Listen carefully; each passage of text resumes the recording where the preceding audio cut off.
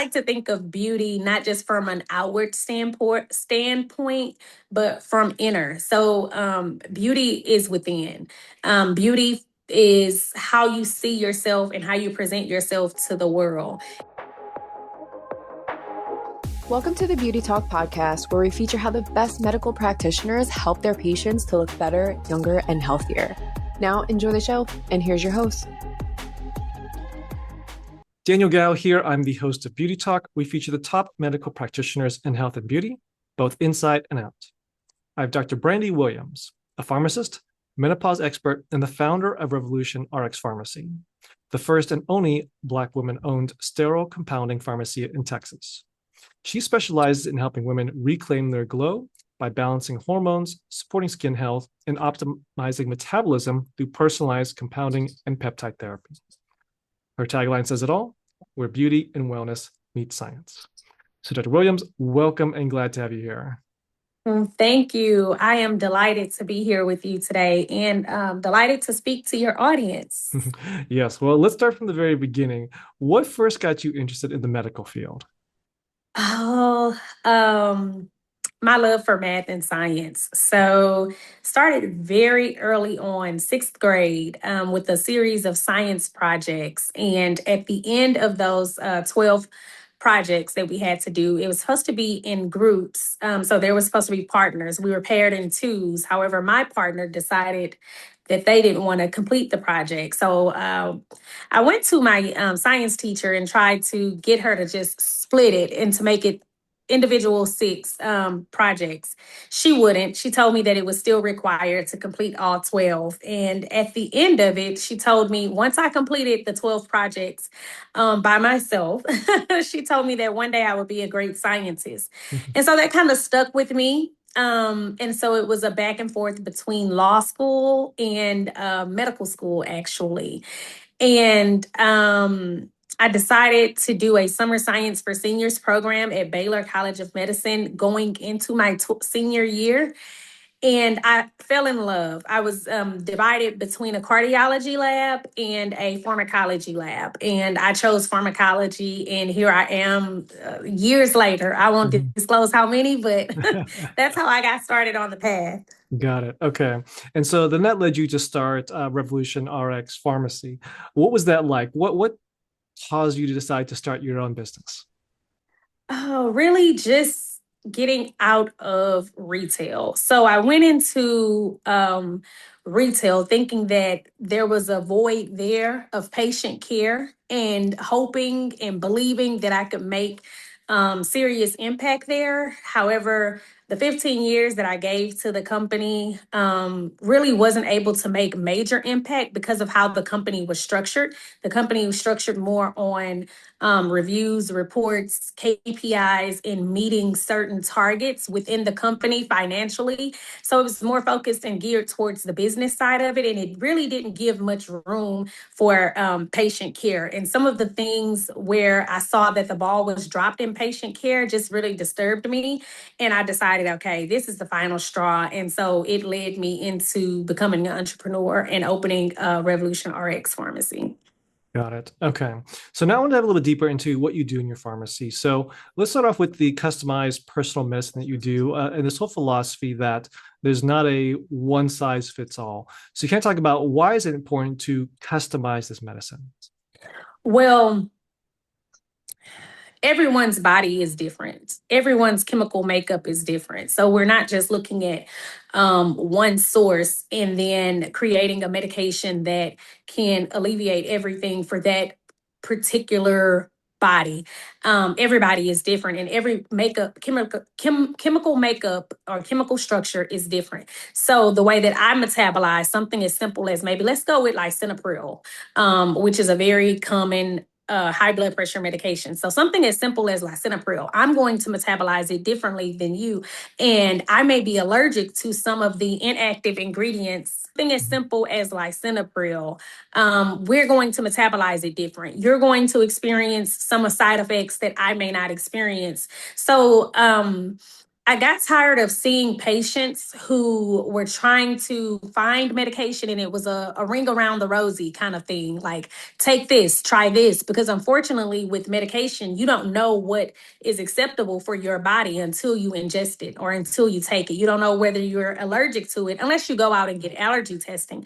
But as far as medications go, most responses come from ingesting the medication or injecting the medication or trying the medication out first. So I decided, I had patients coming to me complaining about that they were allergic to certain dyes within the manufactured medication, or they couldn't find a stable strength. And one strength, the way that it was manufactured, one strength was too low, but the next available strength was too high. So trying to find that balance was hard for patients. And so that's where I stepped in with the need for compounding, because with compounding, I can tailor the dose exactly to each patient. Okay. And I can remove any inactive ingredients that are any any inactives that are not necessary for the medication to be that are not necessary for the potency of the medication or for the mechanism of action for the medication. I can remove those inactives and still deliver the medication still reaches targeted receptors. Okay. Now, when it comes to the medicine you're putting together, I want to dive a little bit deeper into the bioidentical hormone replacement therapy and also the GLP-1s. I think most people know the GLP-1s as the weight loss, but I don't think necessarily everyone knows about the hormone replacement therapy, and in particular, the bioidentical hormone replacement therapy. So could you dive into a little bit more detail on both of those? What are they and why are they important? Well, we'll start with the bioidentical hormone therapy. So these bioidentical hormones are is estrogen, progesterone, and testosterone. Or you can dive deeper into the estrogen and you can do estriol or estradiol. They're plant-based, first of all. They are from either yam or soy products, or yam or soy-based plant products. And they're not synthetic. Their molecular structure is identical to the molecular compound or the molecular estrogen that we make in the human body. So the body doesn't have to break it down before it reaches its active state. It enters the body in its active state. So it's not producing, it doesn't have to go through any oxidative processes or anything before you get estrogen out of it. Where in the 60s, in the 70s and 80s, the hormone therapy that they were using was synthetic hormones. So these hormones were not identical to our bodies, which in turn caused a lot of side effects, i.e., they were causing an increase in cancer. So a lot of women shied away from taking these drugs, according to the World Health Initiative. They shied away from taking these drugs because of the effects of causing cancer. That now with science and a new technology, we don't have to worry about that. So I try to speak to women to educate them and advocate for them, because we need to replace these hormones. Estrogen hormones are on every estrogen receptors are on the entire makeup of the body. They're on your skin, they're on your liver, they're on your heart. These receptors are on your kidneys. So they're on your brain has estrogen receptors. And when these hormones are not being produced in the body anymore, or when there's a decline of production in the body, you lose some of the activation within the heart, which is why some women start having heart palpitations. You lose the effects in the brain, the neuroprotective effects of estrogen, which is why people start having the brain fog and other different dementia. Also is related to the loss of these estrogen, production of estrogen, and estrogen not getting into the brain. And also when there's a low production of estrogen, the body becomes insulin resistant. Well, these insulin receptors are on the brain. And so glucose is not able to get into these receptors and not able to get into the brain to give the brain the energy that it needs to function. So hence you end up with dementia. So let me take all of that back to why bioidentical hormones are necessary for the body, because the body needs these hormones to function. And in the decline, you run into instances where the body isn't functioning properly, and it just needs to be balanced out with these hormones. So they're natural to your chemical makeup. And so there is not it's not like a foreign body, a foreign object entering the body. So the body's not going to fight against those bioidentical hormones. And then there is the GLP therapy, and it's essentially almost the same thing. So the GLP drugs, which are were designed for diabetes mellitus. They found out in testing in the patients who had diabetes and treating those patients that it's also good for weight loss. So then they got it approved for weight loss or weight management, which is why you end up with Ozempic and Wegovy, or the Mounjaro, which is the tirzepatide. These drugs don't just help with weight loss. They help protect against insulin resistance, which I just spoke about, which is very important for your body to receive glucose, to be able to take up that glucose, because glucose provides the body with energy and the cells with energy. They help with liver cholesterol. Let's start back. They help with cholesterol production. So they help decrease, the GLP drugs help decrease high cholesterol.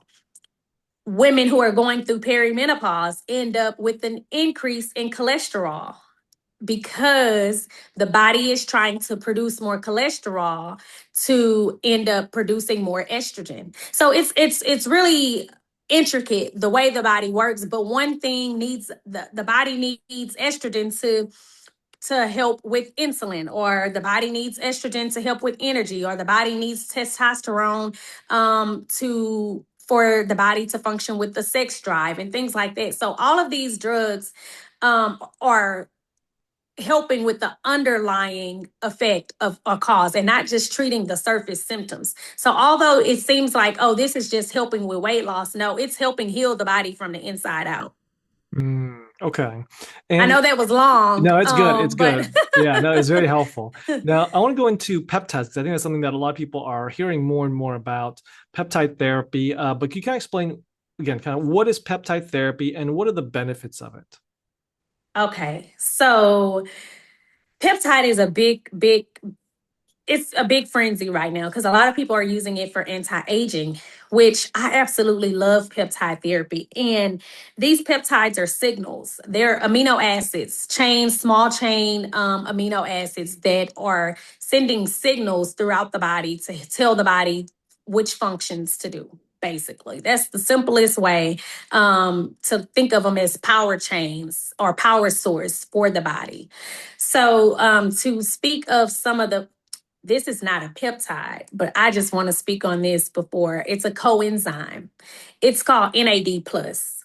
And I know it's a big topic out there for everybody with the NMNs and then NAD plus. Well, if you've heard of NMNs is the precursor to NAD plus.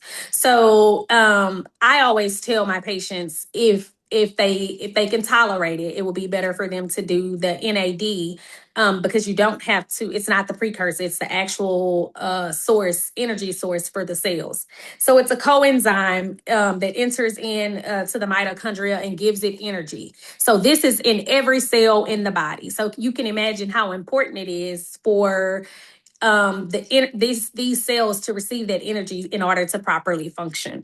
So NAD helps with cellular repair, tissue repair. It helps with energy, of course, energy production. It helps with brain fog, and it also helps with anti-aging. So that's one great source to help with some of the symptoms that you may experience with perimenopause. And then you have peptides like GHKCU, which is a copper peptide, which is that copper peptide helps the body to produce more of its own collagen, more of its own elastin, and it also helps with tissue production as well. Basically, it's like the glow. I don't know. I use it myself. And lately, so many people have been stopping me saying, "What are you doing for your skin?" I use it as an injection and I use it as a cream. So I formulate the injection for GHKCU as well as I formulate it in a cream that you just place on the skin at nighttime. Mm. Um, Another great peptide that is in discussions right now is BPC 157. Now, BPC 157 is in discussion because it's trying to get approval through the FDA to be used for patient consumption. The reason it's a great peptide, and again, all of these are just key markers to tell the body how to function. BPC 157 helps with a process called angiogenesis. So it helps to produce new blood vessels, which is absolutely amazing, especially for those who have damage to their blood vessels. With that process happening and it creating new cellular divisions within the body, there could be harm caused if you are precancerous. So that's why the FDA is kind of hard on some of the peptides that are being produced because some of these peptides help with growth hormones as well. And you don't want, if you're precancerous, you need extra screening. If you're post-cancerous or are going through cancer treatment, then you want to shy away from some of the peptides because you don't want as they're regenerating the body, you don't want them to grow the cancer cells as well while they're producing new cells within the body. So there's BPC 157, there's TB 500, which is also in discussions with the FDA to be released. There's AOD 9604. Which this peptide helps with muscle regeneration. There's CJC and ipamorelin. Those help with growth hormones. So those peptides tell your body to produce more of your growth hormone that your body already makes, but maybe making in less quantity, of course, once we get older. So those are just a few of the peptides, but they're just signals. These peptides are just sending signals to the body to basically rejuvenate and regenerate cells in the body. Okay. Now, with all these modalities that we've been talking about, it seems like a lot of it all can revolve around menopause, and I think that's also your specialty as well is menopause. So, would you say that all of these modalities would be helpful, or is it going to be specific that hey, for certain people, this would be more helpful than this one? So, can you talk through like if someone's going through menopause, what should they be looking at? Which of those modalities should they be really considering?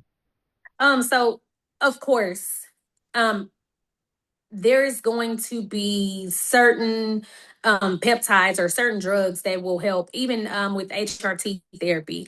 There's going to be certain ones that will help with certain patients, depending on what they're going through or depending on their levels. So first, I always tell patients, you need to know where you stand within perimenopause, which means you need to get the proper blood testing. You need to have ovarian labs done. You need to have a complete blood count done, and you need to have a complete metabolic panel and your thyroid panel. So this is where you start. And then monitoring your symptoms so that when you present to the doctor, because diagnosing you with perimenopause is both clinical and symptomatic. And then from there, we can start treatment. So if a patient is having trouble with insomnia, or they're able to get to sleep but they're not able to stay asleep, then that would be a progesterone issue, and maybe starting on bioidentical hormone on progesterone, which can be taken orally or either vaginally. If they're having problems with another big thing within the perimenopause is either vaginal atrophy, which is where you have a decrease in the size of the vagina or the lips, and then you also have a decrease in the amount of vaginal mucus that the vagina produces. So then people end up with a very dry vagina, and then they can end up with a lot of bacterial infections or UTIs. For that, we would start them on an estradiol or an estrogen or estriol cream, which would be something vaginal. I never recommend taking estrogen orally unless it is a last resort, and then you want to pair it as well with progesterone. Mm.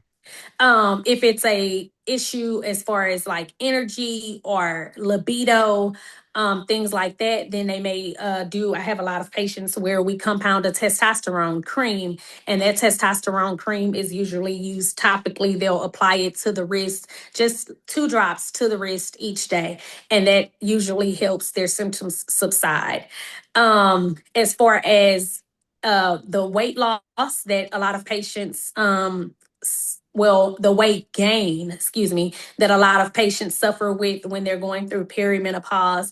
For that, I would recommend using GLP drugs, because no matter what, I've had patients who they're avid athletes actually, and they exercise often, and they watch their diet, they monitor their diet, so they're eating the proper things and they're exercising, but they still can't lose that weight in the midsection, and most of that is due to usually an overproduction of cortisol, which is the stress hormone, which is also imbalanced throughout the perimenopause, menopause stage. And for that, in order for them to lose that weight, I do recommend the GLPs. Now, if they're taking a GLP drug, and even if they're not, I also recommend the NAD, because the NAD is going to help them with the brain fog. It's going to help them with the energy. And it's something that the body naturally produces. You just, by the time you're 50, you've lost 50% of that production. Now, with the peptide therapy, of course, I recommend GHKCU or speaking with your doctor about peptide therapy, or educating yourself even about the peptide therapy. And the reason why GHKCU is because it's not going to be based on whether you're precancerous or cancerous, and it's going to help with anti-aging. So those are just a few that I would say for different symptoms, different medications to help with the symptoms of perimenopause and menopause. Got it. Okay. Now, when it comes to the future, because you talked about a lot of this stuff and how it can be applicable to people, but where do you think the future of wellness is going? Peptides. Peptides, because um, the peptides are biohacking. Biohacking is the future of medicine. Mm. And I believe that is going to be done through peptide therapy. So the fact that you can use these peptides to signal to the body to produce more blood vessels or to produce healthier blood vessels, like the fact that you can use these peptides to signal for your body to produce more growth hormones. That is where the wellness is going, to biohacking. Mm. And there will be many more, because they're discovering these peptides just through studying the amino acids in the body. Well said. Okay. Well, Dr. Williams, I do have one last question for you, but before I ask it, I do want to point people to your website at drbandyrx.com. Now, last question for you. What does beauty mean to you? Mm. I like to think of beauty not just from an outward standpoint, but from inner. So, beauty is within. Beauty is how you see yourself and how you present yourself to the world. And that could be an outward appearance, but more importantly, the heart of a person, I think, represents their true beauty. Okay. Well, there you have it. Dr. Williams sharing her expertise. So, Doctor, where can people contact you and learn more about your practice? Um, they can go to the website, drbandyrx.com, and they can join the Houston Slim Club, which is another segment to help to connect you to a telehealth prescriber if you don't already have a prescriber. They can also reach me through the Midlife Method RX, where we just have sessions talking about what we're talking about perimenopause, speaking about peptides. These are online teaching sessions where we can go more in depth about peptide and HRT therapy. And also Instagram, which is Dr. Brandy RX on social media platforms. Okay. Well, Dr. Williams, this is great. Thank you for coming on, and thank you for sharing your message. Thank you for having me, and hope I helped your audience. And feel free to reach out to me if you have further questions. Thanks for listening to the Beauty Talk podcast. Any questions, please contact the practice directly with the contact information provided during the show. We'll see you again next time. Bye for now.